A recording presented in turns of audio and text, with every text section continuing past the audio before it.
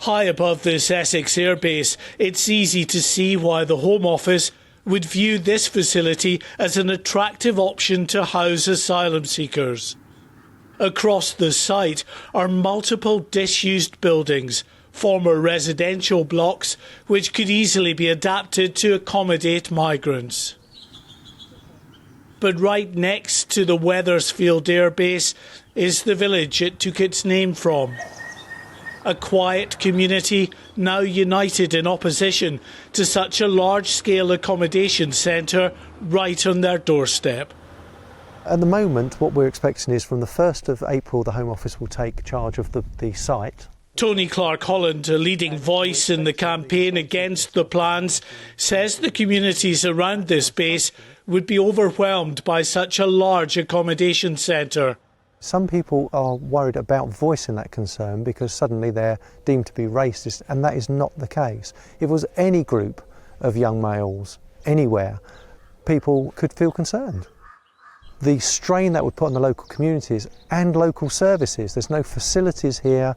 Obviously, if they needed anything, whether it's medical, emergency, we're just miles from anywhere. At the weekend, more than 250 people from here in Wethersfield and surrounding communities gathered in the village hall to express those concerns. The local council revealed it plans to seek a High Court injunction to halt any attempt to use the base for asylum seekers. Perfect. £8.63, please. This tiny shop, come occasional post office, is the only store in Wethersfield.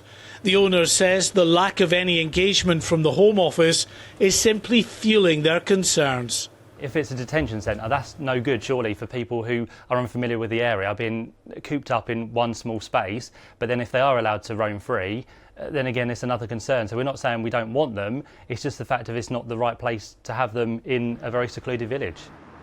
This is a familiar pattern. Locals battling Home Office plans to house large-scale asylum accommodation centres in their communities. The vast majority of these campaigns have been successful, but for the government, every victory leaves them with a diminishing number of suitable sites. The Prime Minister has promised to end the controversial use of hotels to house asylum seekers.